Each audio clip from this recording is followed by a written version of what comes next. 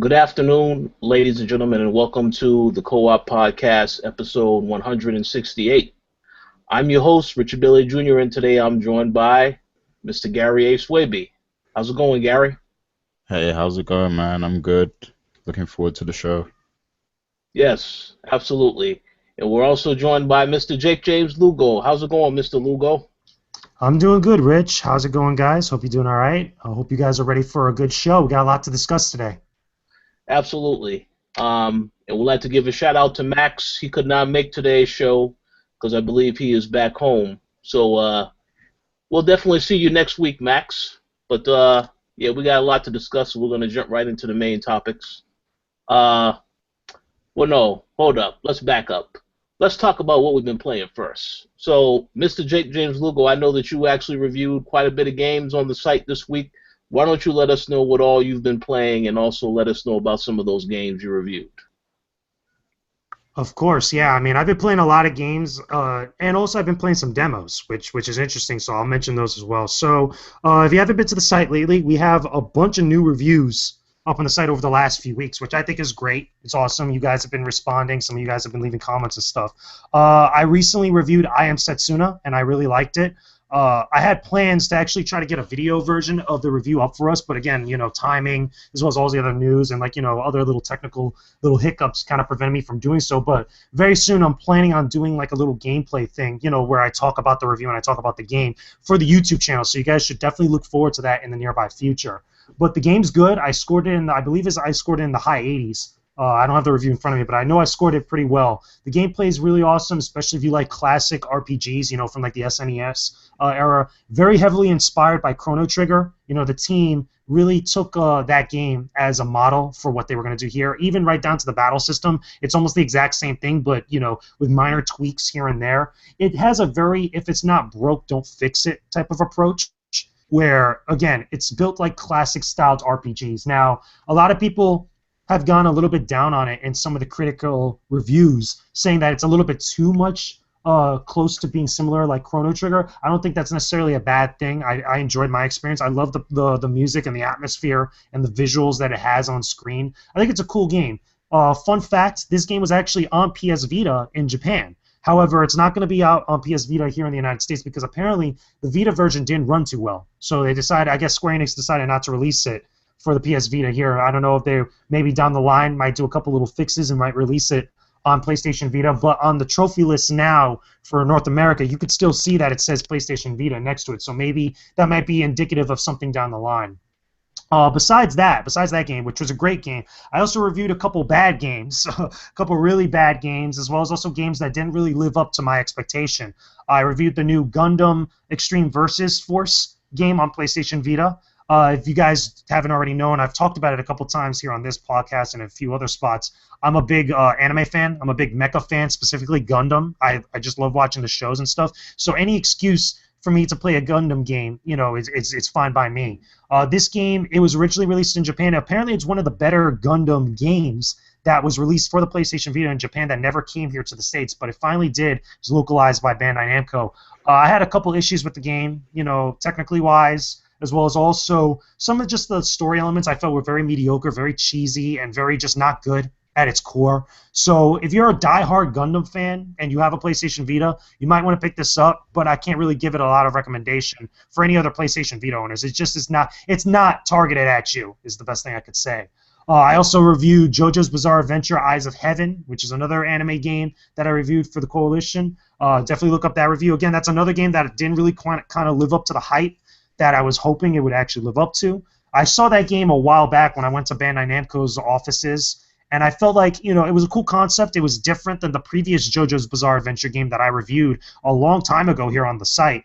That game was a fighting game, but this one's more kind of like a third-person action game, and it has some similar elements, as far as the fighting. It reminds me heavily of Naruto Shippuden Ultimate Ninja Storm 4, but it's set in the JoJo's Bizarre Adventure universe. And again, really not that great. It has this issue where everything's unlocked from the very beginning, where there's no real unlockables. Like, you could get like outfits and like mediocre and like shallow things like costumes, victory poses, stuff, but you don't unlock characters. There's no big like unlockables or big goals that you want to play through the main story mode or anything like that. And then finally, I also reviewed Daydreamer, for PlayStation 4. It's also on PC, I believe. Daydreamer is a horrible game. Let me just put it out there. Like, Daydreamer is really bad.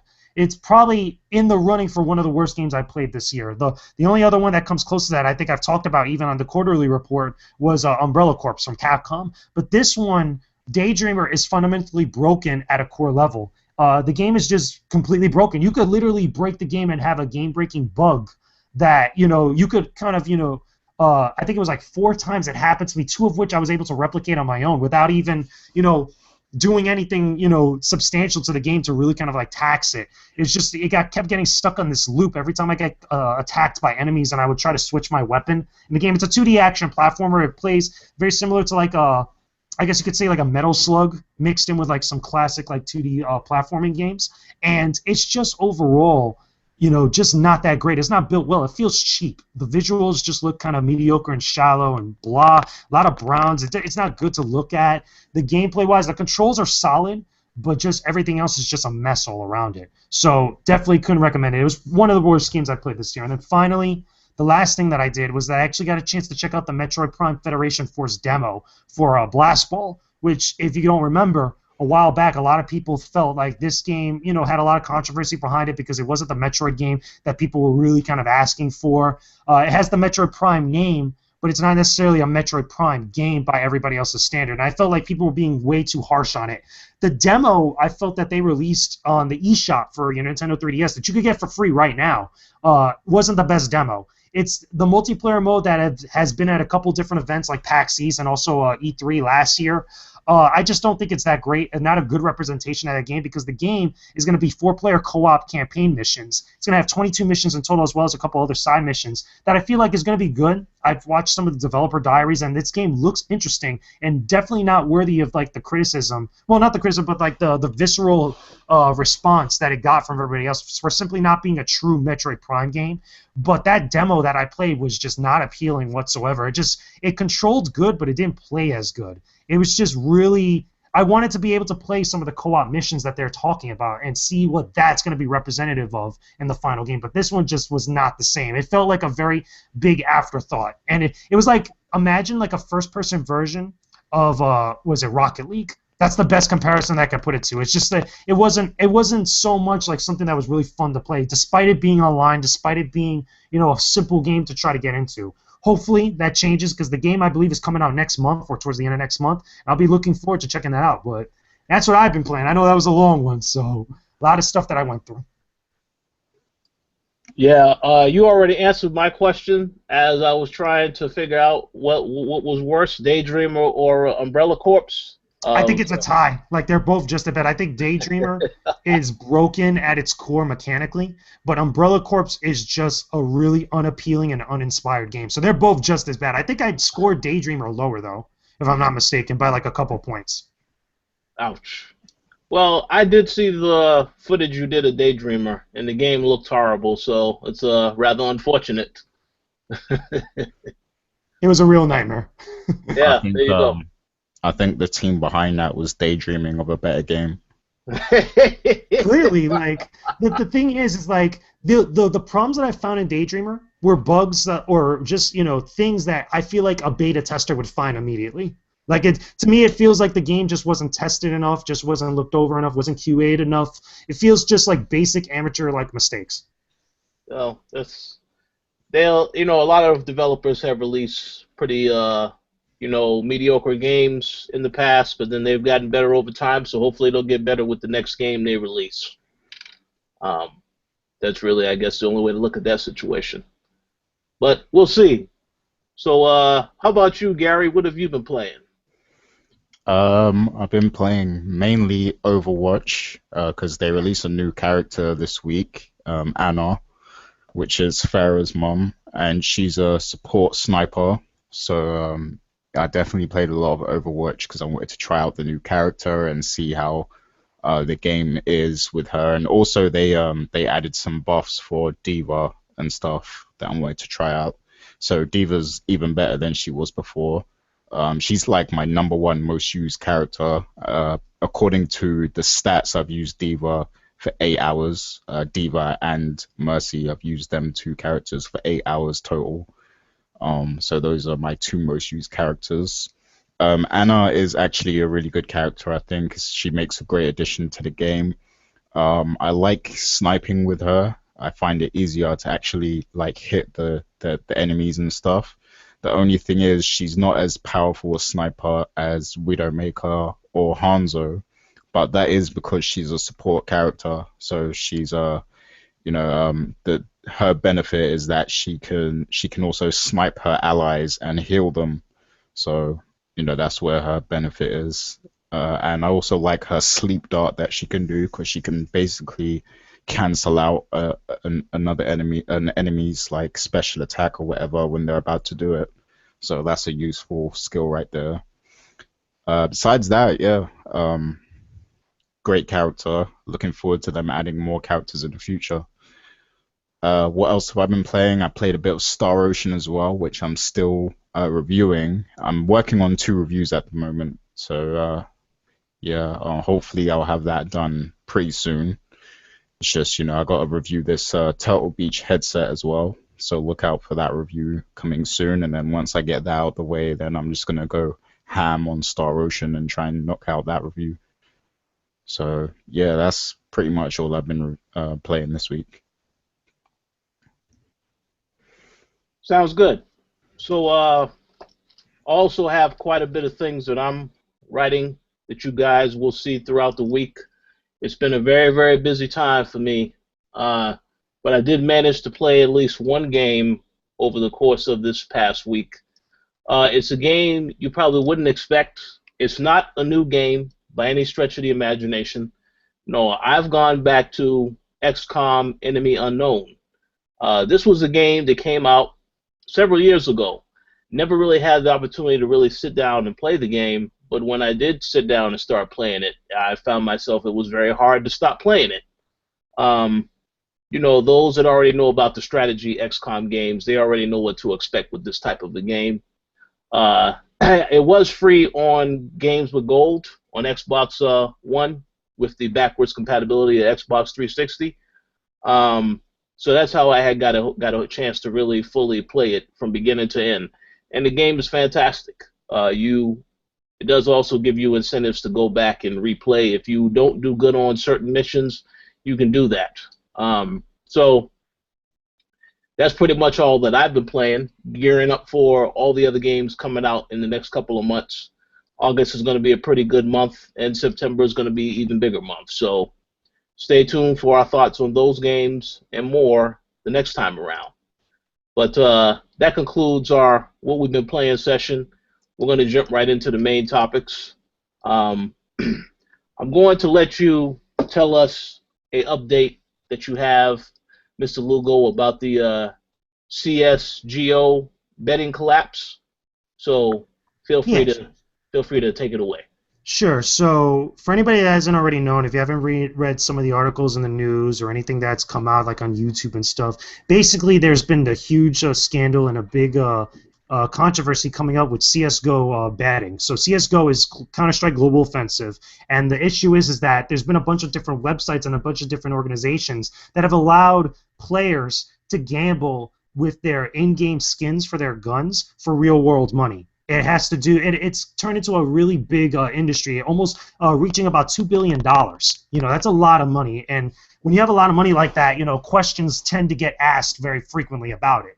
For a variety of different reasons. Now, besides what had been going on with CSGO Lotto, which Team Martin and Pro Syndicate kind of got exposed for pretty much betting and stuff. Or at least, doing betting and owning the website CSGO Lotto and then, not disclosing that their ownership about it, but advertising like they were being sponsored by it, essentially tricking a lot of people and their fan base into actually betting and joining up with the site and just gambling in general. It was targeted at kids, which is what made it even worse. But a lot of that went down, and a lot of it got so big that Valve decided to bring out the ban hammer and decide to pretty much send a cease and desist to all these different CSGO gambling sites, telling them, hey, listen, we know what you're doing and such, and would you please stop? Otherwise, we would seek, litigation, basically. Now, while that's been going on, that happened over the last week or so, in one part of it. The other thing too is that recently there was another website that was called CSGO Wild that's basically essentially doing the exact same thing like all these other websites. The problem is, though, is that much like CSGO Lotto, is that it had these guys that were very big and very popular with their audiences. You know, they have like about a couple million subscribers on YouTube. They're part of one of the biggest clans or first-person shooter clans out there, you know, when it comes to competitive gaming and stuff. And recently, over the last week or so, a couple of their members, if not their founding members or their leaders and stuff, have been exposed for owning CSGO Wild. And this comes from various different messages, you know, Skype messages, direct messages on Twitter that have come out from different people, including someone that was actually working on a graphic design project for them for their website that have, you know, talking back and forth, you know, talking money and talking about who they needed to speak with about certain aspects about that project. So a lot of the question comes out is that pretty much have a lot of these different places, including this website, have been scamming people that have joined up and gambled on there, or at least, you know, their fan base, and have been lying essentially. Overall, the entire thing is very shitty. Really, you know, at its core. My biggest issue with it is that it targets kids.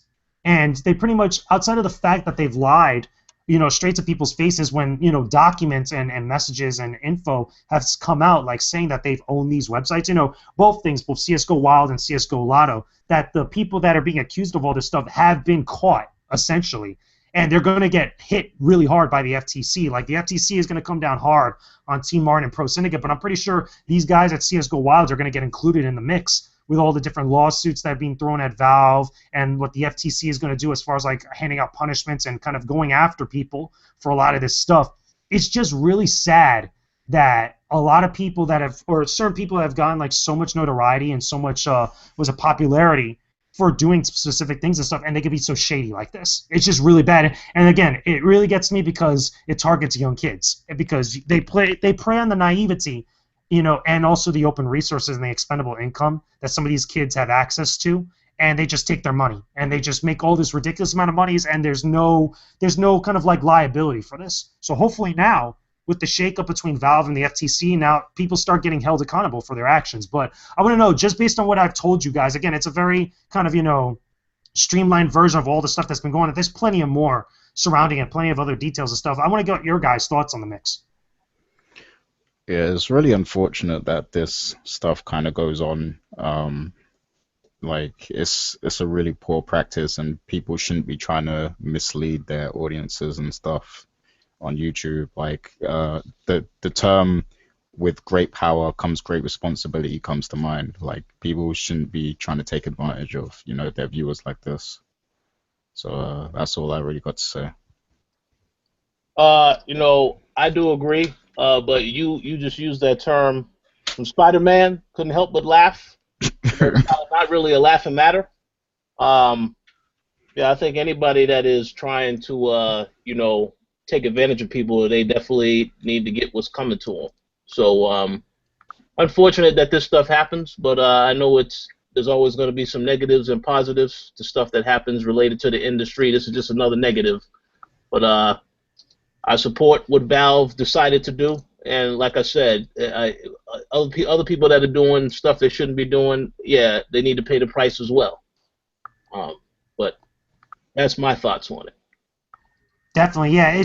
I think that it's interesting because this is an issue that's kind of like, it's not necessarily truly related to gaming, but it has been because, you know, you not only is Valve, there's a lot of questions being asked about Valve if like they allowed it for so long. The idea of like these competitive teams that get so much popularity and notoriety so fast and have such outreach towards a large group of people. There's a lot of different questions about, again, being transparent with your audience, which relates to YouTube, relates to YouTube gamers, specifically YouTube gamers that get sponsorships and do content based off of sponsorships and get paid, you know, behind the scenes for a variety of different things. That it's really, there's a lot of changes coming to that type of part of the industry, because it's always been a thing. It happened recently with PewDiePie with the stuff involving Shadows of Mordor. That was a huge ordeal, and I think PewDiePie got thrown underneath the bus because he's got the biggest name related to that. But again, this is going to be stuff and questions that people ask about a lot more diligently going forward. And I feel like it's only going to get a little bit worse as you start to find more people that have not been so transparent or have been a little bit underhanded in what they do with their businesses.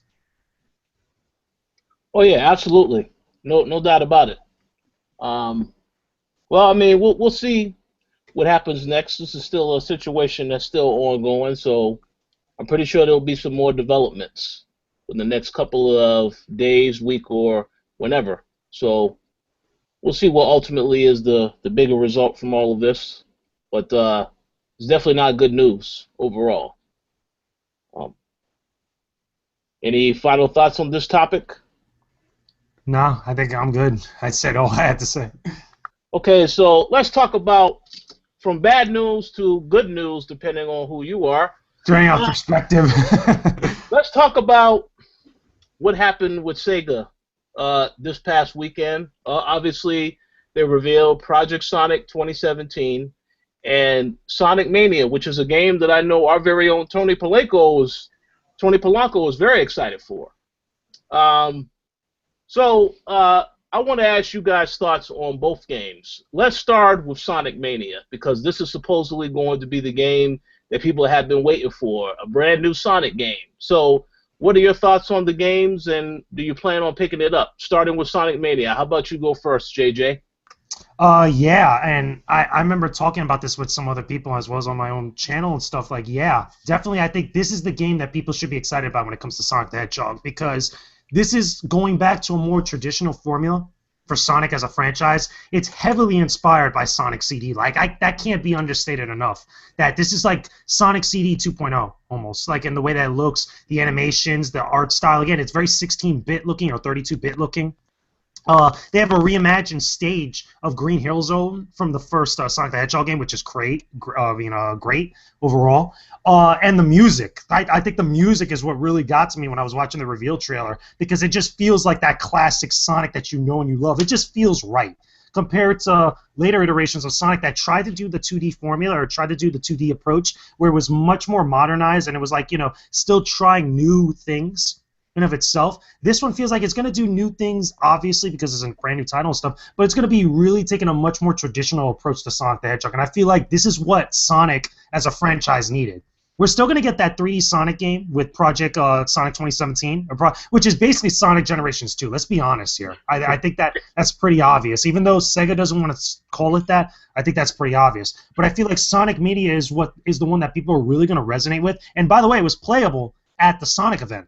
The Sonic 25th anniversary event. So people played this game, and so far the buzz about it has been really good. I feel like this is the one that's actually going to make an impact. It might be a little bit more scrutinized than the other games here and there, but I feel like this might actually cause Sega to be like, oh, okay, maybe we should do more of this than what we've been doing over the last couple of years. All right, so just a quick question. So you said it was playable, but it's not coming out till 2017, correct? They had a couple stages playable. They had the new Green Hill Zone playable, the remixed version of it, and then they had, I think it was like 2 or 3 other stages that were like inspired by classic Sonic, but were totally new stages. There was one that looked like a casino area that was inspired by the casino level from Sonic 2, but it was like much more, not psychedelic, but it had like a lot of like neon lights and stuff and like all these crazy little transitions that Sonic could do. It was pretty cool. They were showing it on the Sonic stream during the 25th anniversary celebration there. But it looked cool, again. And by the way, for the record, you have multiple playable characters. It's not just Sonic. You're going to be able to play Sonic, Tails, and Knuckles. Yeah, I'm more than sure there's going to be co-op with this. Because they're going to do like what they do with Sonic 2 and Sonic 3, where you'll be able to control Sonic and Tails together. It'll be interesting if you'll be able to control Sonic and Knuckles or Tails and Knuckles together. I want to know if they're going to be able to take that risk or take that step in that direction as far as like if they implement co-op play with it. But I think, again, I feel like this is the Sonic game you should be getting excited for. At least should pique your interest because this is pretty much what a lot of people have been asking for a very long time. It seems like this is the right direction towards that. Yeah, absolutely. I definitely can agree with it. It is a step in the right direction. How about you, Gary? What do you think about this? These reveals? Well, first of all, as far as Project Sonic goes, I'm not a fan of the 3D Sonic games. The last good 3D Sonic game was Sonic Adventure 2, and Sonic Adventure 1 was good too. But since then, I don't really have much faith in the 3D ones. So I'll move on to Sonic Mania. Now, I'm a huge fan of 2D Sonic. Like, those were some of my favorite games back in the day, like when I was growing up, like Sonic 1, Sonic 2. Yeah, basically those two. I didn't really like Sonic 3 that much. But yeah, so I'm very interested to see it go back to the 2D format. I like when I saw Sonic Mania, it seems like they were trying to play off of nostalgia a bit too much because they had, basically newer versions of the old levels from the old games, which didn't really impress me that much because I would rather they make a Sonic 2D game but make it completely new with new levels and new concepts and stuff like that. And people were also forgetting that they actually did this before with Sonic 4, like that Sonic 4 game that they brought out last generation and stuff. They actually went back to Sonic 2D and there was new levels and stuff.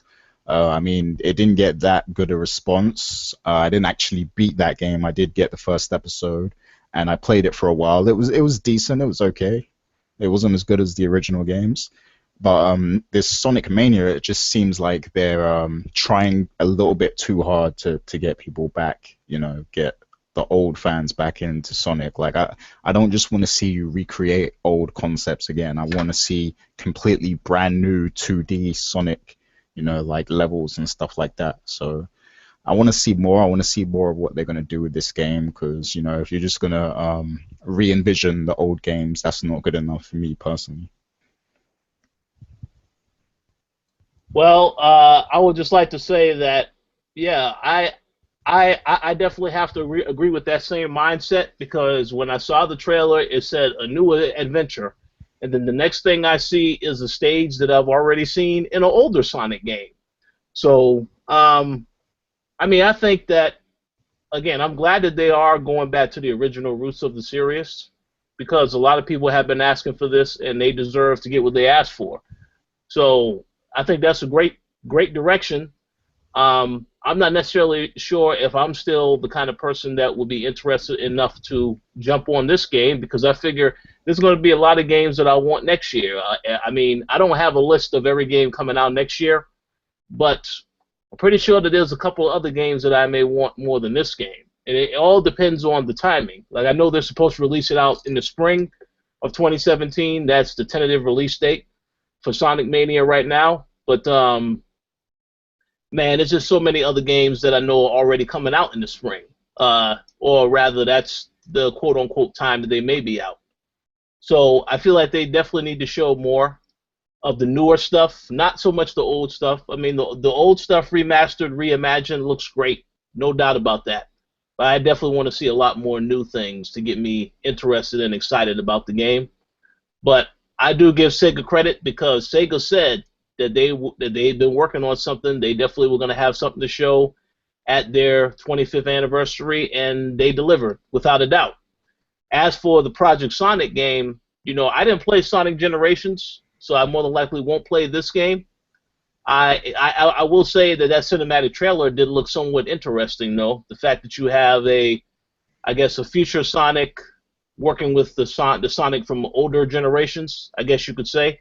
I mean, that trailer looked interesting enough for me to be like, okay, so what is this about? But I still don't know if it will be a game that I would play.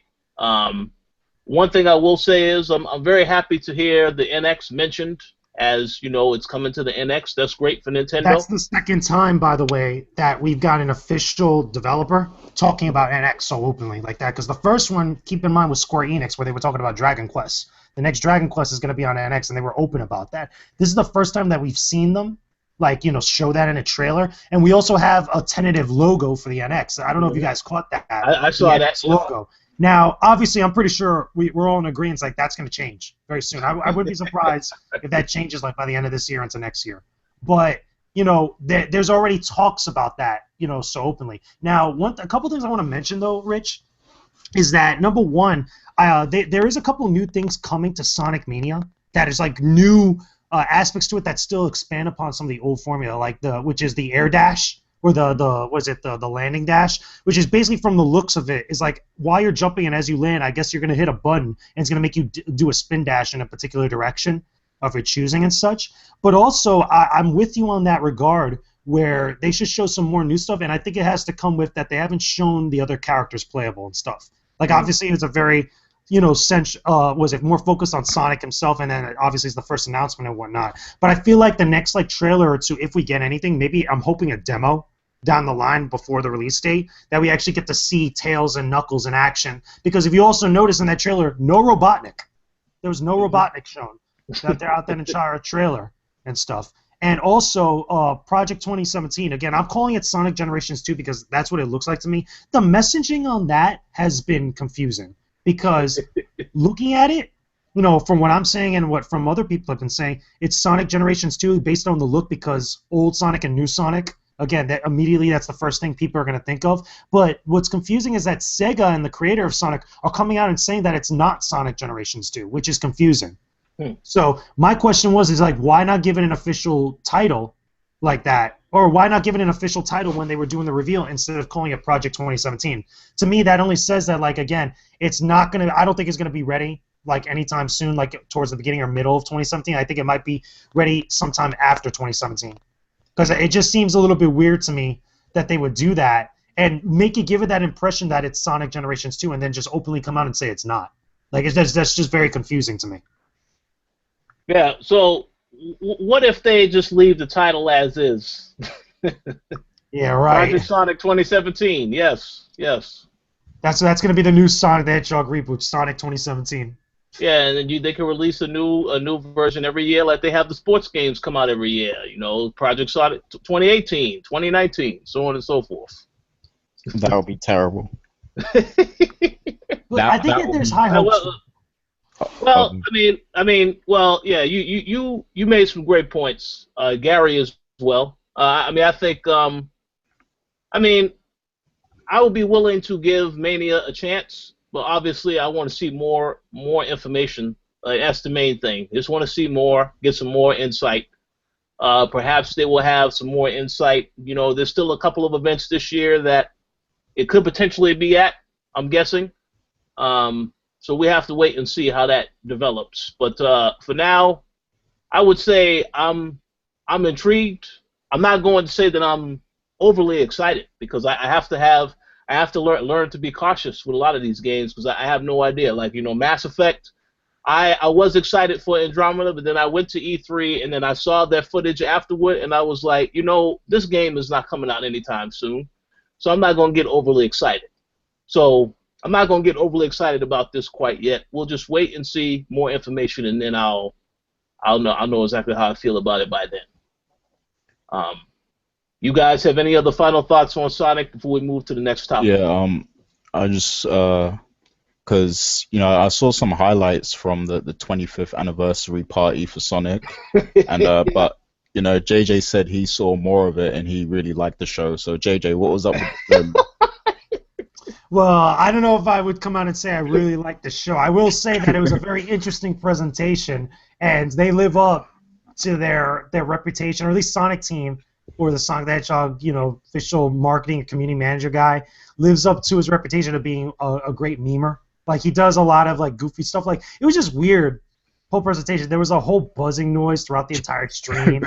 It would cut out. There was one goof that they had, right, where they revealed Sonic Mania prematurely. They were still talking on the stage about trying to build up the hype for it, and then on the stream they're showing the trailer, which was kind of funny. So you could hear both audios first. So I guess they did it again afterwards, which was pretty funny. But again, there was just a whole bunch of goofy things overall. It was, and then there's all these Tostinos advertisements all over the place. They just kept drilling it in everybody's faces throughout the entire time. It was like an ongoing gag, I guess. It was just weird. Hey, working at its finest. Yeah, no, they wanted to have fun with it, so I guess that's fine. You had to probably be there. I wonder how it would have been in person to attend that event, but that's interesting. Shouts to Jim Sterling. Oh yeah, Jim Sterling had the best commentary on that whole stream. Just some of the best thoughts on Twitter. Shout out to Jim Sterling and his wittiness. Yeah, that video is funny, without question. All right, so that's all for Sonic. We're going to move on to the next topic. Another major topic this week Not so much the news, but we'll get to why it is a major topic. Okay, so we finally got a confirmed release date for Tomb Raider. It's going to be coming to the PlayStation 4. I believe it's October 11th. It's going to celebrate the 20th anniversary of the series. There's going to be some new DLC content, including a mission that also will be compatible with PlayStation VR, which I thought was interesting. So all of that sounds great, but we need to ask this question. I just want to know. Maybe you guys can answer the question: who the hell designed the box art cover for this game? Because I have a feeling they were looking at the Uncharted collection and said, "Let me go ahead and do a similar design, but in a different color." So, Gary, Like, did they hire the same graphic designer or something? I don't know. It's just funny. Yeah, I tweeted out at Neil Druckmann. I was like, "Yep, you see, emulation is the best form of flattery." Like it was just funny seeing it. yeah, it was funny. It's crazy. But yeah, so what do you guys think about this? How about you go first, Gary? Let us know what you thought about the game. Are you planning on getting it, or do you already have it on PC? I don't have it on PC yet, but it's on my wish list. I'm gonna look at buying it soon. I'm just waiting for a time when I can actually like play it, like when I actually have some time to play it and stuff. Then I'm gonna, buy it on PC. So I'm not actually gonna get it on PS4, but it's cool that PS4 gamers will finally get to experience it because I have like tried out the game before and it's really good. So it's cool that more people are gonna get to play the game, I guess. Wait, hold on. You guess? Yeah. I mean, yeah, I'm sure people will buy it as well because what month does it come out? October. October. Oh, that So is right before the holiday that's season. that's a pretty busy month, I think, isn't it? I do have a bold statement to say. I'm going to save it after you make your point and JJ makes his point. But no, what else was you going to say about the game, Gary? With the whole VR thing, like, I'm a bit tired of them just slapping VR on these big titles just as a tech demo kind of thing. Like, we get it, PSVR is coming out, and you want to draw people in, but like, if you're gonna add VR to a game, at least make it a really good, fulfilling experience, and don't just slap it on so that you can say, "Oh, Tomb Raider has VR, Call of Duty has VR, Final Fantasy has VR." Like, actually make it a good experience. Yeah. So that's what I got to say about that. Well, we'll see. We'll see how that turns out. Okay, Mr. Lugo, what do you think about this game? You planning on picking this up? Not really. I mean, I have plenty of other stuff that I'm gonna want to play during that time frame, especially during the holiday season. I think it's fine. I think this was inevitable. That was coming to PlayStation. We all knew that for the longest time. I think it's funny with the box art. It's just goofy. Just again, they want to be like Uncharted so much with that regard, or again, like the play on between the two of them being inspired, the two franchises being inspired by each other. But I think it's fine. As far as the VR stuff, I don't know enough about it as much to really kind of like comment on it. But I kind of ditto a lot of what Gary says. Like, don't just shoehorn, or at least don't just have the VR capabilities for a game unless it's going to be something substantial related, for people that get PlayStation VR. Because I don't think anybody's really going to care about the VR support when they pick up Tomb Raider at all. They're going to eventually, when PlayStation VR comes out, they're going to be caring about other experiences that really kind of delve into type of like stuff that what you could really do with that technology. But as far as like the game itself, I think it's fine. I think it's cool, and also the DLC content that comes with it, that extra like mission or whatnot that comes with the Tomb Raider on PlayStation 4. I think that's cool. I think it's fine. Yeah. Well, that's totally understood. So what I want to say about it is this. I know there was a lot of people that downplayed Tomb Raider when they announced that it was going to be a holiday exclusive on Xbox One last year. And then there were those that have the Xbox One that decided not to purchase the game. So, of course, it had a lot of people saying, well, the game didn't chart. It came out the same day as Fallout 4, so therefore it kind of got overlooked by a lot of people. So I will say this. The same people that said they were very salty when they announced that this was coming to Xbox One, you best believe all of those people will be purchasing this on PlayStation 4 day one. And I guarantee that this game will chart in October of NPDs. 100% guarantee that. Because, again, the game is fantastic. I've already said it, like I said, we had a chance to play it last year. The game is fantastic. If somebody was to ask me, should they buy an Xbox One for this game, at that time, I would have said you might consider that, yes, but I wouldn't say buy it for just one game. I mean, that game is definitely a game that will be in the lineup of games that you should buy the system for, but you still need a little bit more. But with that said, I'm glad that it finally has a release date. A lot of people have been waiting to play this on PlayStation, and I think it's going to be a success for both Sony and Square Enix, regardless of whatever else is coming out, because I am aware there are a lot of other games coming out that month, but a lot of that stuff is not coming out towards the end of the month. So they still have a little bit of time to get some people's attention and to get some sales. So we'll see how everything goes, but as for the VR stuff, I definitely agree with what you guys had to say about that. I don't really think the VR needed to be added to this. The same way I didn't think that they needed to add multiplayer to the last Tomb Raider game. Just leave the game. It's just an extra reason for them to pick it up during that time frame. That's the only reason why it's there. Oh yeah, absolutely, because they're going to get those that are very intrigued by, well, how would VR work in this type of a game? And then there you go. That's how you get those customers interested. But I personally don't think it's going to be needed, nor is it necessary. I will look at videos online as to what this VR experience is, because I definitely don't plan on finding out firsthand. But other than that, definitely glad the game is finally coming out. It's a game that realistically it should have came out to every system. I don't really understand what Microsoft's decision was to make this a holiday exclusive, because it's not like it mattered with the sales. We could talk about the NPD, it didn't chart on there, but for a fact I know the game did not really sell too well on Xbox One, and because we saw when the PC version came out, the sales skyrocketed.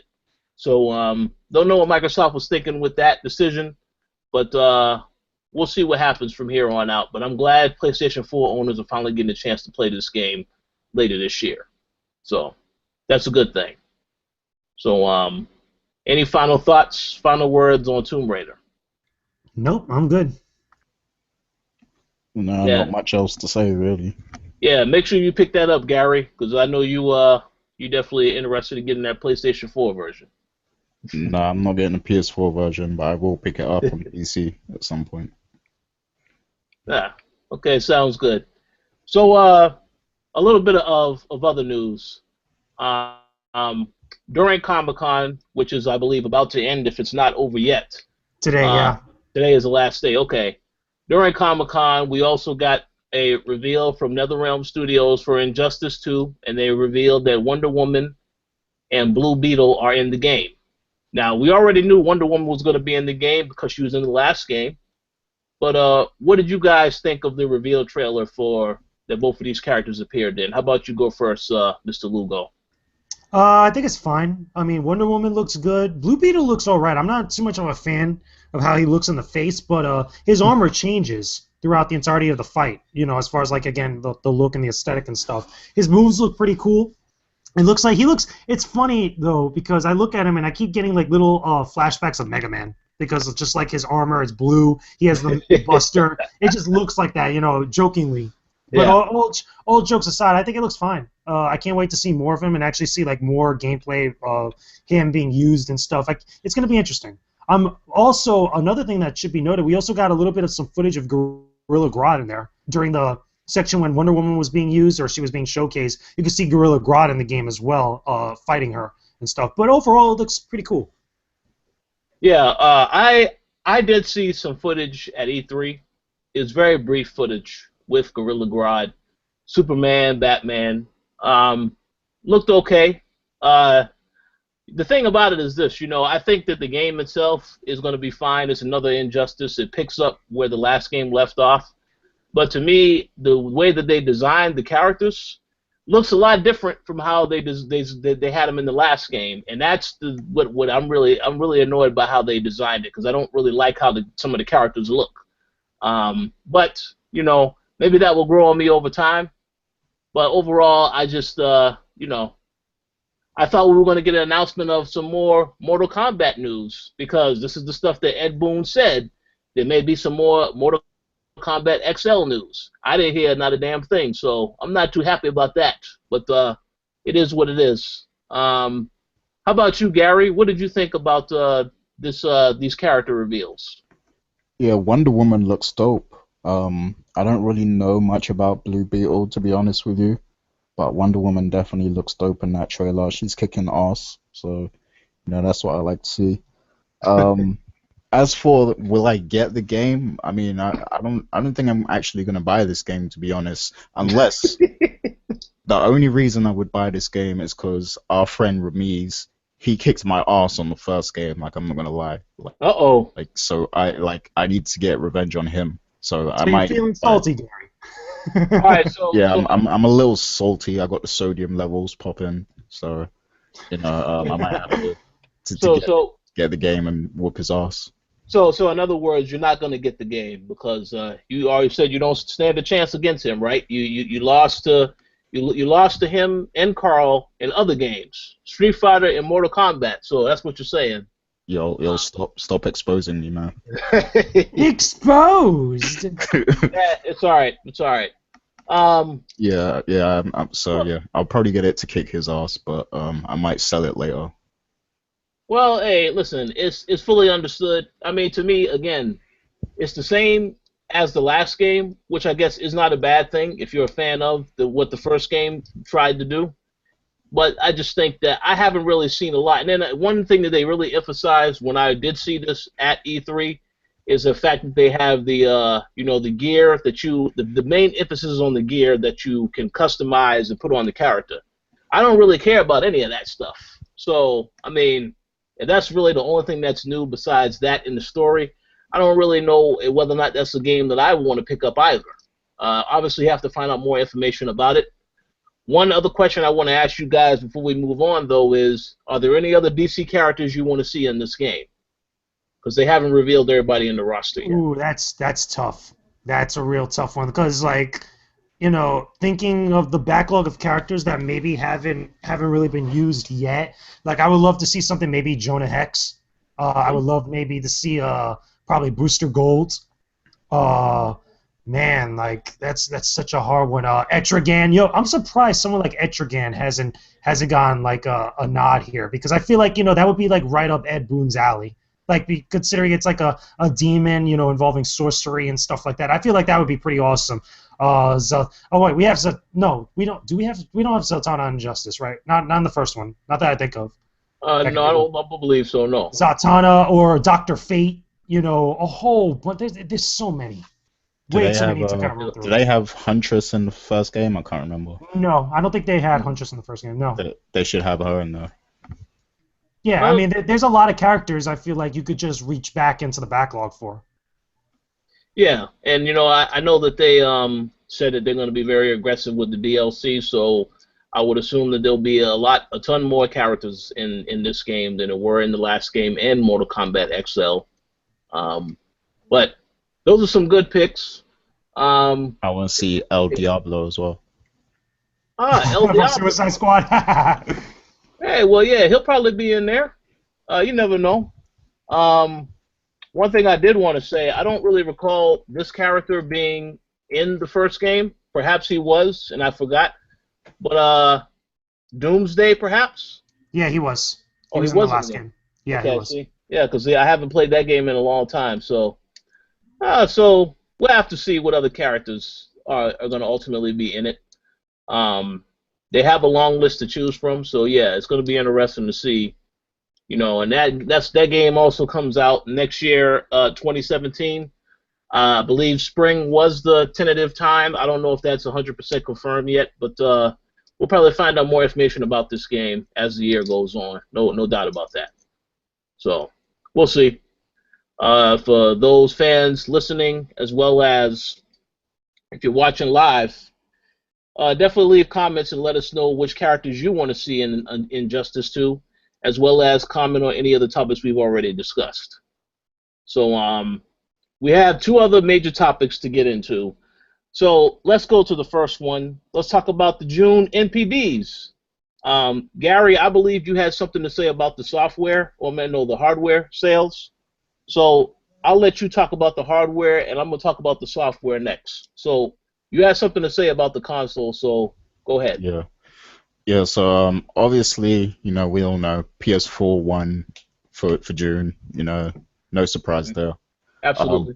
but, there was actually something revealed. So after 32 months of these consoles, the PS4 and the Xbox One being on the market, both consoles combined have finally exceeded the sales of the predecessors, so the PS3 and the Xbox 360.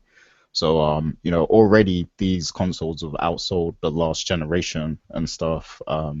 So obviously there's a lot of popularity with these new consoles. But I wanted to pose the question to you guys. If you had to compare the new generation versus the old generation, which one do you truly think was better? Because in my opinion, I would go with the old gen. I would go with last gen. Like hardware-wise, in terms of hardware, obviously these new consoles are better.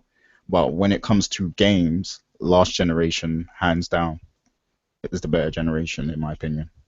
Yeah, I agree with Gary. I feel like, especially with the PlayStation 3, I feel like we didn't really kind of get the full capabilities or just get really kind of expend what could be done on the PlayStation 3. Like, we got some of it, or at least, we got a good idea of what could be possible with The Last of Us, which, again, was towards the end of the life cycle with the PlayStation 3. But I feel like there could have been a lot more done there. Like, if maybe the PlayStation 4, Xbox One generation was maybe delayed by another couple of years, I feel like we would have gotten some really special games there.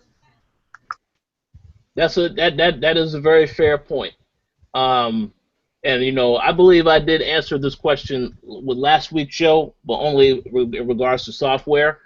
But yeah, absolutely, last generation to me was the better generation because there were so many great IPs that were introduced for the very first time. You had Mass Effect, you had BioShock, and the BioShock was the reason why I bought an Xbox 360.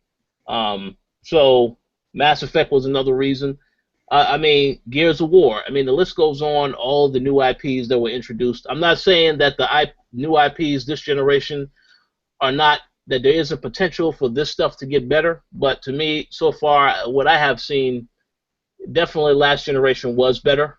I will say that, I know both, you could say that there's been quite a lot of releases that have been on both consoles thus far.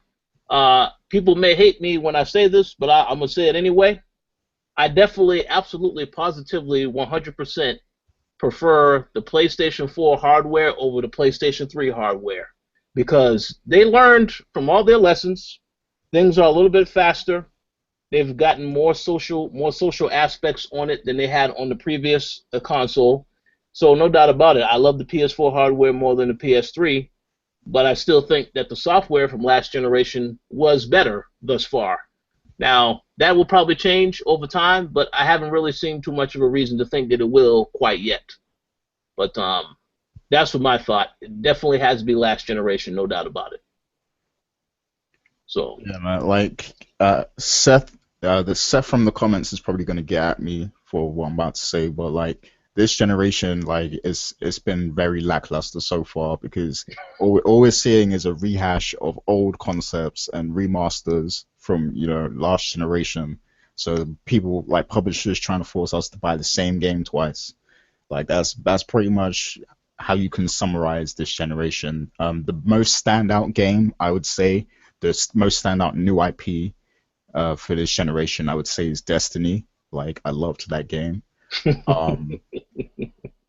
Yeah, I mean, besides that, there's been a few other decent titles, but like, hold on a second. What's up? Well, hold on a second. I have to interrupt there. If Destiny is the most standout game, then this generation is in a lot of trouble. I mean, it already is in trouble.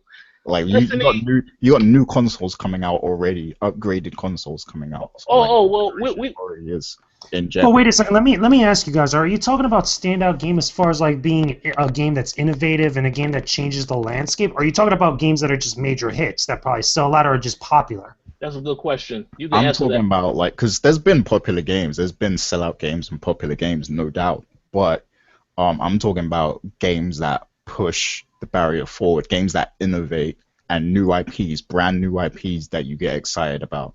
Well, in that regard, then I don't think none of us or anybody could really say that for this moment, because again, we've only been really a couple years into this life cycle for this console generation, and I think that if you really want to talk about it as far as like any game that's come up to this point, since the beginning of this generation of consoles, you still have to talk about The Last of Us, because I feel like that was really a game towards the end of the last generation where Naughty Dog was really starting to get their footing of like what could be possible and how far you could go with some of the boundaries of what the last generation could do, and it still looks good in this generation of consoles. It's arguably better than most of the games that have come out within the last like couple of years, for one reason or another, again, depending on your preferences. But I don't think we've really gotten that one title or any sort of like grouping of titles that have really kind of done that yet. And I think that maybe a lot of people would tend to point to things like either No Man's Sky or The Last Guardian, and I feel like, again, those are kind of like, cop-out answers. The Last Guardian? I don't think The Last Guardian... The Last Guardian is practically a last generation game. Exactly. So Exactly. Like, and again, like, in regards to No Man's Sky, at least people that think with something like that, I feel like that game is getting way overblown as far as, like, it's not going to achieve the type of, it's not going to achieve the types of things that like people are hyping it up what it's supposed to do, or at least what it's supposed to do in concept and practice. But I think it's going to be a little bit more time before we start seeing a lot of any game that really does like have that same type of leap of what we got in the last generation for The Last of Us, of like innovations in storytelling, innovations in presentation, the way that a game feels, the tone of a game, the way that a game flows, narrative-wise, as far as also the lifespan of a game, how long you play that particular game, because keep in mind, The Last of Us was an amazing single-player experience that was for however many hours it was. Again, I don't know the amount of time off the top of my head. But then you also had its multiplayer component, which was just as good as a whole separate entity from the single-player experience. I mean, you could argue that type of thing with certain games like Overwatch. Overwatch doesn't have a single-player experience, but it has an amazing multiplayer experience right now, depending on what platform that you're on, like that. And that could be argued for one game or another, but I don't think we've gotten that one that really kind of like makes that huge impact. Yeah. Well, also, let me... Go ahead. Oh no, you go ahead. Because I have a question to ask after you finish. Go ahead. Okay, yeah, like, so we're like, how many years? We're like 3 to 4 years in this console generation, right? And we haven't really seen nothing monumental. Think about the first 3 years of the PS3 and the Xbox 360 and the games we got. We got Gears of War, we got Mass Effect, we got Heavenly Sword, we got, I had one, but I forgot it. We had a lot of innovative new IPs during that period. Like, and so far it's just like it's not even comparing.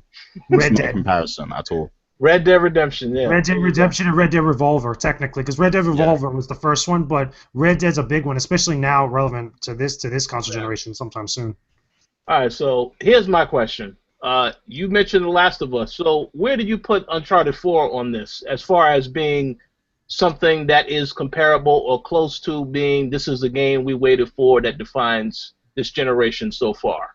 I don't know if that game even really defines the generation so far. It's phenomenal. From my understanding, again, I haven't really sat down and gone through the full experience myself, but I've played it at various different events and stuff, and I hear what a lot of you guys and what other people have said of how good that game is. I still don't think it's like that game yet that pushes the boundaries of stuff like what The Last of Us did, because Uncharted 4, from my understanding, borrows heavily from The Last of Us for obvious reasons. Again, the two people that directed that game were also directing Uncharted 4. And as well as also the way it controls, the way it flows. It's still technically Uncharted, but it still borrows some of those elements because they work so well. But again, Uncharted 4 is not that game that has pushed the PlayStation 4 to its utmost limit. It's not a game that kind of redefines how other games are going to be looked at. Look at it this way, and here's a perfect example. Look at what's happening with God of War, okay? God of War was a particular type of style of action game, in the PlayStation 2 and the PlayStation 3 generation when God of War 3 came out and the collection came out, even the PSP games to an extent. It was God of War felt and played a particular way. I think now, in the wake of stuff like The Last of Us, you're starting to see changes in that series that are borrowing heavily from games like that, or even games like Tomb Raider and stuff, where not only the flow of combat and the flow of gameplay it feels different, but also narratively wise, it's much more focused on building up Kratos as a character. You get that from The Last of Us, which is a very, very deep, well, not deep, but like a very, very focused story on characters like Joel and Ellie. Like that was like one of the main pulls for that game, besides the gameplay itself, because when you really strip it down, it's just a third-person action shooter when you really think about it. But it was all these other elements to it, its presentation, everything else working together, and its focus on story that made it such a great hit of what it was, besides the presentation looking phenomenal like that. So you're starting to see other games that came after it start to borrow elements from it as well. Okay, yeah. Including the new Tomb Raider, you know, because Tomb Raider borrowed a lot of elements from Uncharted back on the PlayStation 3 era. Mm-hmm. Well, Gary, you about to say something? I would say for Uncharted 4, it was phenomenal. It was an amazing game, especially from a technical standpoint.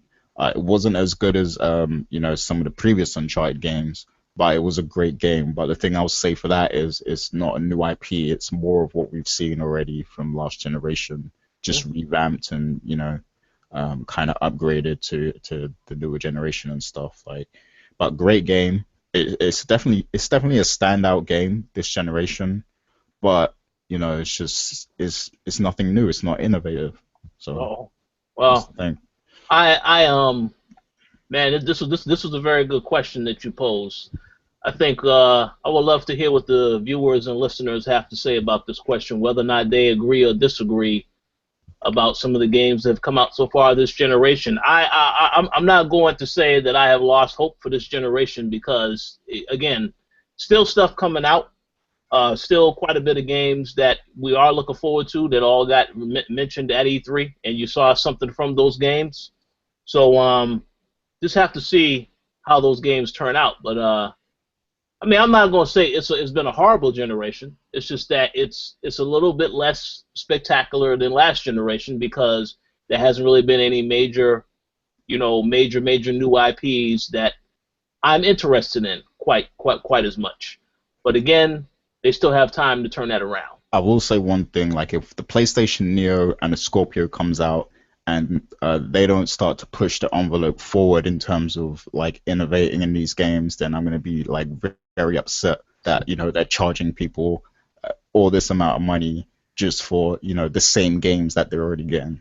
Then you better get upset now because I think that's exactly what's going to happen. And the thing is, that's been a talk ever since it was announced, both PlayStation Neo and Project Scorpio. Because granted, Project Scorpio apparently is going to be a beast of a machine. You know, even because I know you guys, we were talking after the Xbox conference when we were at E3, and you're like, yeah, sounds a little bit fishy and what's going on and stuff, but it still sounds like a really powerful machine like that. I still think that despite all that resource and all that type of like, you know, those tools that developers are going to get or whatnot, we're not going to get those types of games for a long time. And I think that, if anything, it's still more of an annoyance for developers now because now they have to release games on the current PlayStation 4 and Xbox One models, but then also have to have them be able to be optimized for these next versions of those consoles, both the Neo and the Scorpio like that. So, if anything, it makes it more of a hindrance than anything else. Well, I know that they made it clear they wanted to provide some options. I know Sony said that all of the games they showed at E3 were operating on the regular PlayStation 4, and they said that Neo you don't necessarily need to have a Neo. So yeah, I guess they're trying to provide options for people if they feel like they need more power with the console that they have. If they want more power, then they can readily spend more money and they'll get that. Even though I still don't think it'll be as powerful as a PC, obviously, because it's a console. But that's just an option for those that feel that they want to have more power on their, you know, they just want the system to do a little bit more. You have more to say about this hardware stuff, Gary? No, I'm just interested to see what people are going to say in the comments. So people, please leave your comments, whether you agree or disagree with us. It's fine. I love seeing what people think. So I also want to see, because I'm very curious as to know what people think about this generation so far. But I've already said I don't really think it's a horrible generation. This isn't all doom and gloom talk. I'm just saying, if you were to compare last generation with this one, so far, obviously, last generation more so has had more to offer. But we'll see what happens. But now let's get to the software, which I find very interesting. Now, first and foremost, we'll start with number 10 because I have a couple questions about some of these, but I'm just going to go through the list. Number 10 was Minecraft. Number 9, Destiny: The Taken King. Number 8, Call of Duty Black Ops 3. Number 7, NBA 2K16. Number 6, Uncharted 4: A Thief's End. Number 5, Mirror's Edge Catalyst. Number 4, Doom. Number 3, Lego Star Wars: The Force Awakens. Number 2, Grand Theft Auto 5. And number 1, Overwatch. So let me go ahead and ask this question first. Why the hell is Grand Theft Auto 5, NBA 2K16, and Minecraft still on this list? I will say for GTA 5, like I do gotta kind of give Rockstar props though, because they do support that online. Like they're always putting out new and free content for GTA 5. Very So true. I can see why people were still playing it. But as far as like Call of Duty and NBA and all those other games or Minecraft, why? Like I don't understand how people still buy those. Like and also your game Destiny. There isn't no other content in Destiny, so what the hell are people still playing this game for? I thought that there wasn't any new content I think until it's still getting updated, with different stuff here and there. With Destiny, there's always like new challenges and stuff every week. Like they update the challenges and all that stuff. Okay. So, so that's what that is, and that's keeping people engaged. And I am happy to see Overwatch at number 1. Obviously. I urge everybody to go out and buy the game because we need this game to chart again two months in a row. So yeah, and to counter that, I would urge everyone to avoid overhyped watch at all costs because there are other games. There are other games that you can play besides this game. I think that the most surprising one, but besides what you guys talked about, is Mirror's Edge, because Mirror's Edge did not get a lot of praise, from myself included. It didn't get a lot of praise at all, and people seem to be buying it. People seem to be buying it. Whatnot. Now, I think also, did you guys touch upon? I don't know if it was the last one or the previous co-op. Did you guys talk about how the NPDs are going to start changing, where they're going to start counting? I think as digital sales as well.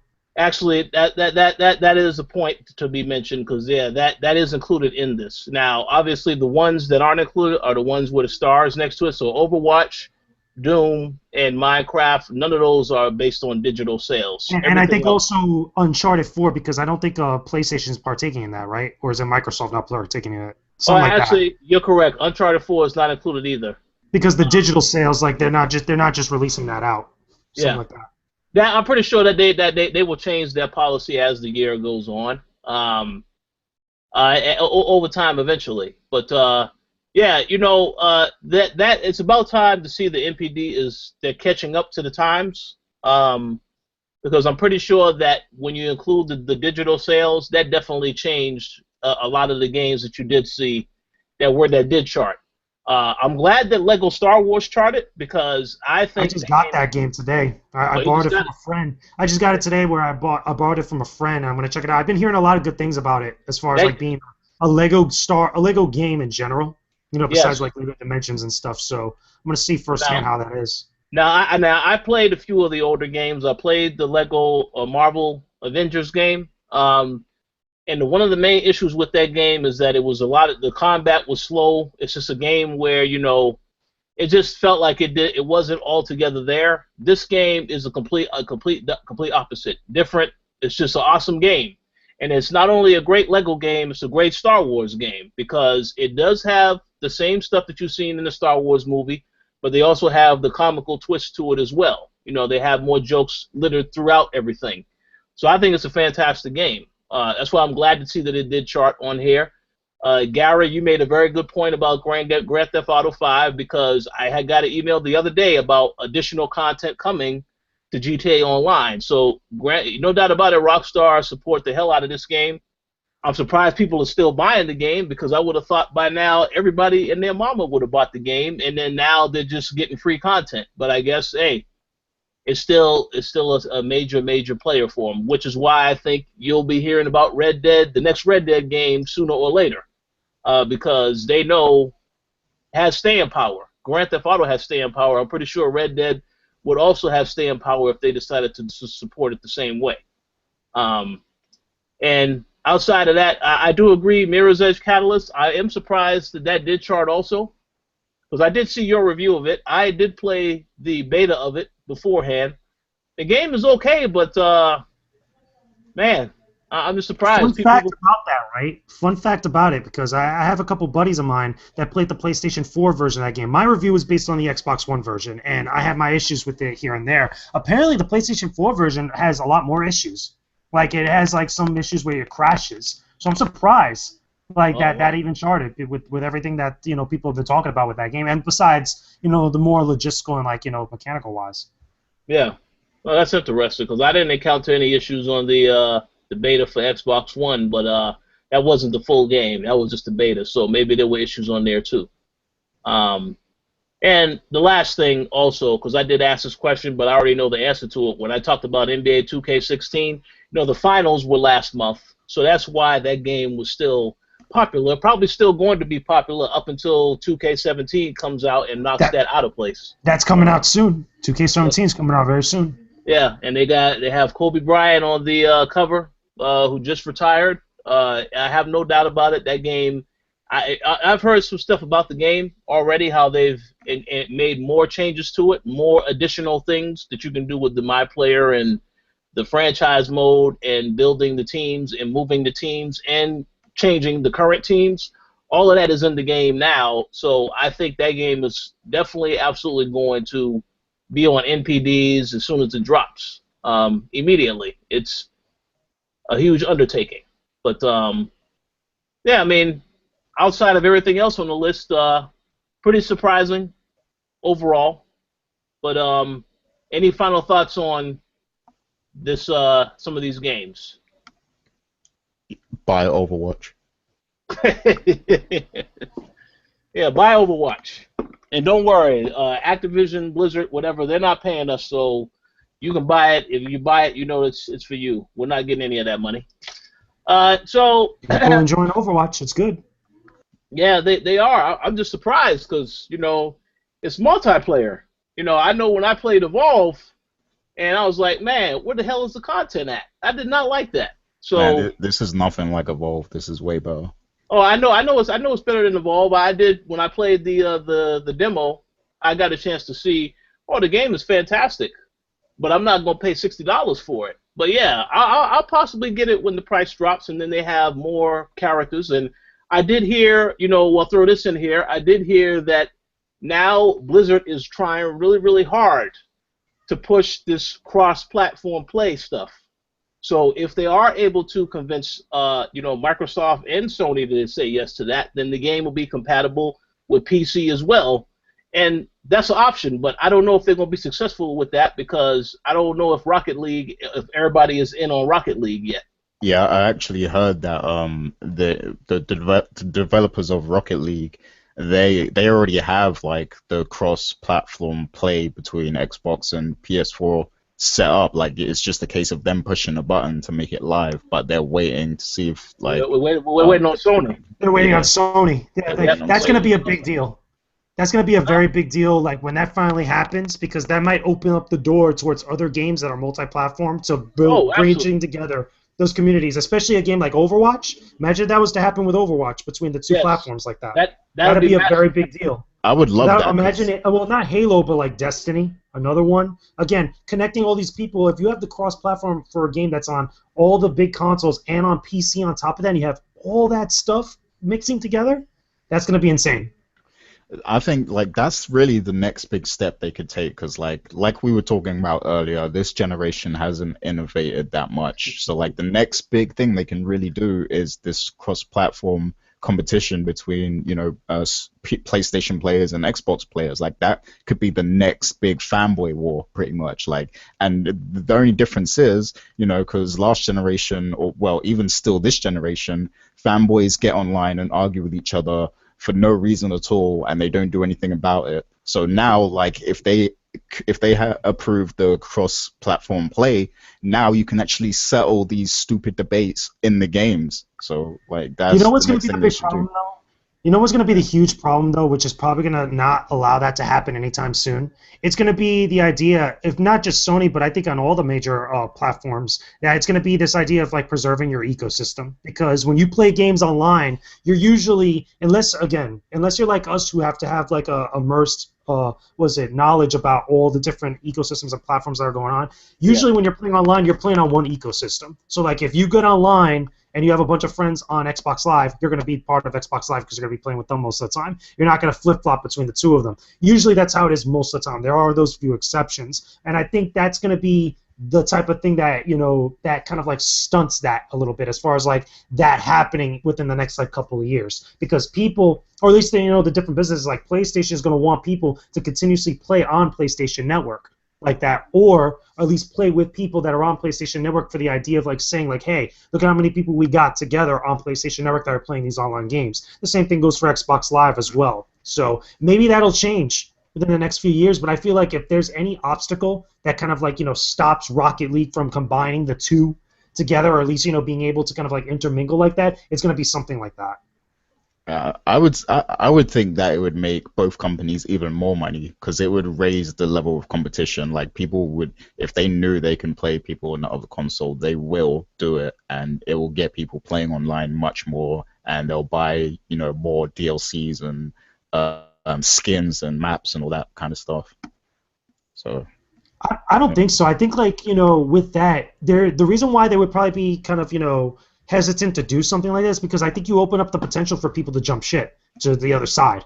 And I think that, again, it's about the idea of preserving the ecosystem. So, I mean, this gives you a reason not to jump to the other side because, like, now you don't need to, like, because in my case, like, I might have a game on one platform and, like, because I want to play Overwatch with you, JJ, and other people on PS4.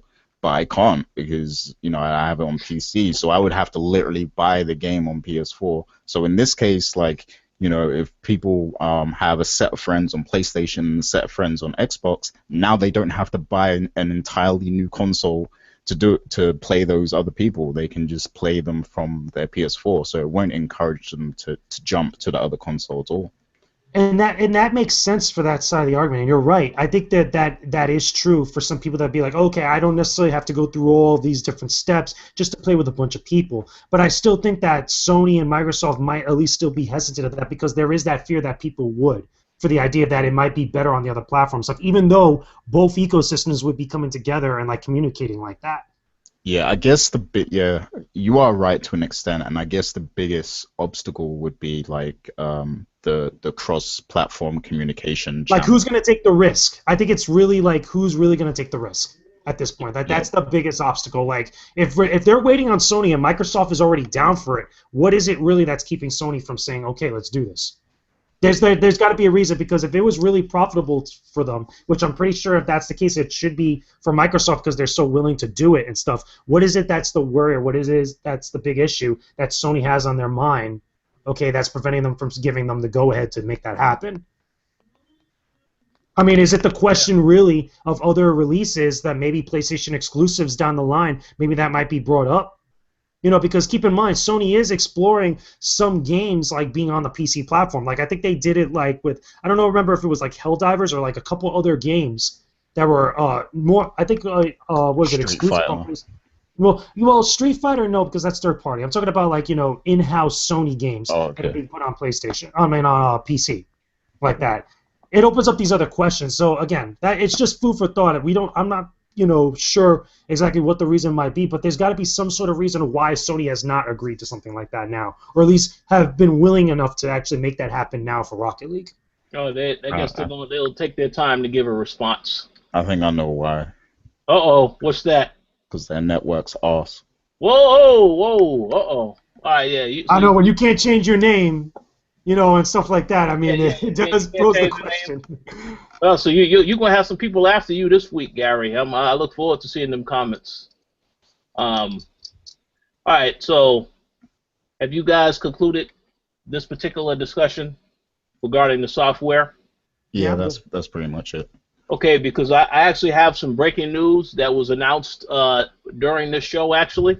Uh-oh. But before I'm going to get into that, let's go ahead and let's address it. Microsoft announced that they are now cutting the price of the Xbox One, so it is now $250. I believe it was $275 prior to that, but this new price was announced today ahead of the launch of the Xbox One S. So now here's the thing. The title of this particular episode, as for those who like to question titles, I think it's a very clear and obvious why this title was chosen, because we did get a release date for the Xbox One S, which is August 2nd, for the 2 terabyte $399 model. The other models are going to be coming later in the fall. So that was a tactic done by Microsoft specifically so that they can try and, get people to pick up the system.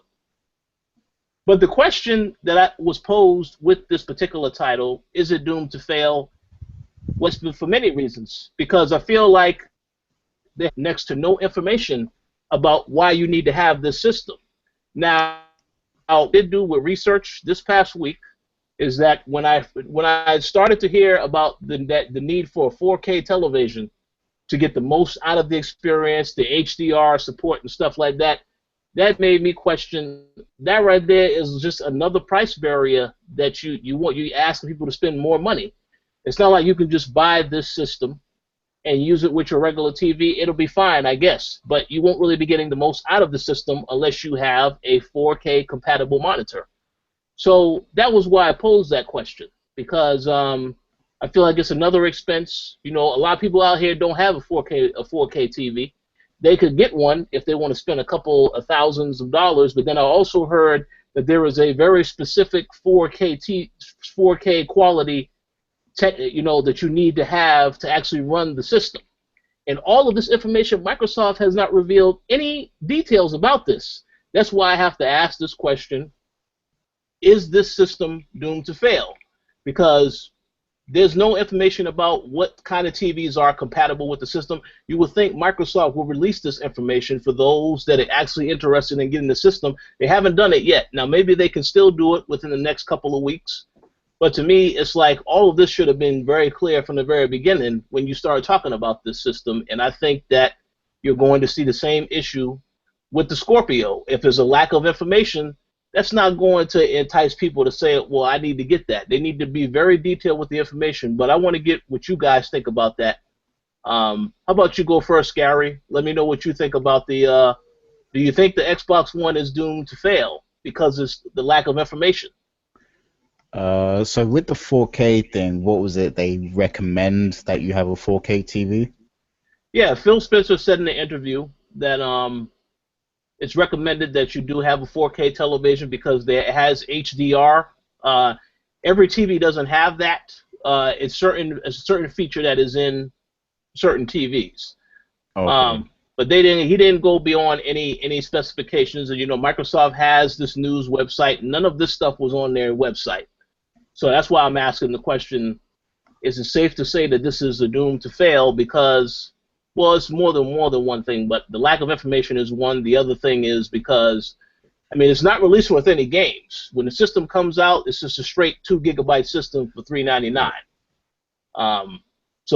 But continue. What was you going to say?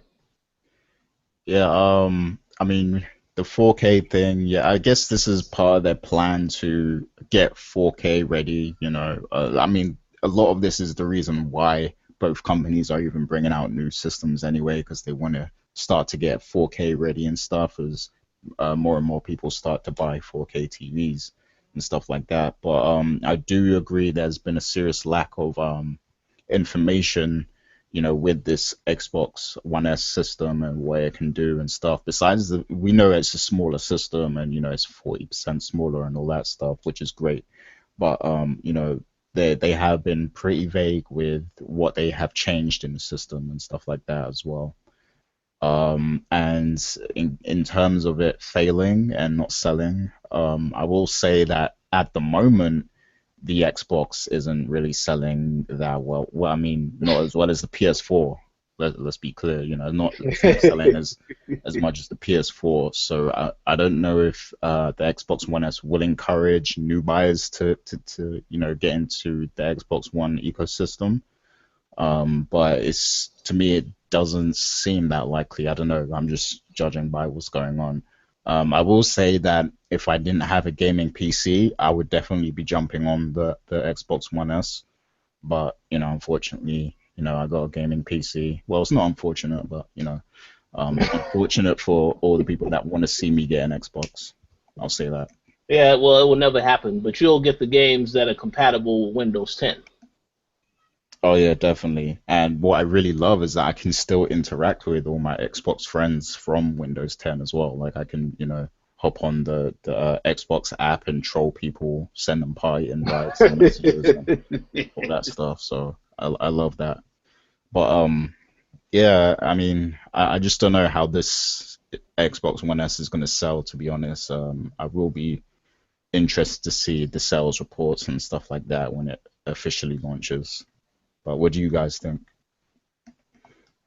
Yeah, how about you, Mr. Lugo? Any thoughts on the Xbox One and the lack of information? I mean, the pricing for the old Xbox One model, I think it's fine. I mean, I wish it was probably a little bit less because I'm pretty sure people with common sense, if they know a new model's coming out, they're just gonna wait for the next model. As far if they don't already own an Xbox One, because I own an Xbox One, there's no reason for me to get the new model at this point because I think I'm pretty much good, even with the 2 TB hard drive. Like that, I pretty much can play all my games no problem, or at least download a bunch of them, and whatever I don't have, I could just delete and save space. But as far as the new model and lack of information or any other reasons why to get this console, I mean, there's not really much I can say at this point. It's still an Xbox One. I mean, it's got a bigger hard drive. It might play games a little bit better, but I don't feel like it's enough of a jump, or at least enough other reasons for someone to spend that much money on it. Unless you don't already own an Xbox One and you just want the latest model for not having one afterwards. So that's all I could pretty much say on it. Yeah, that's pretty straight to the point, and that's exactly what the issue is.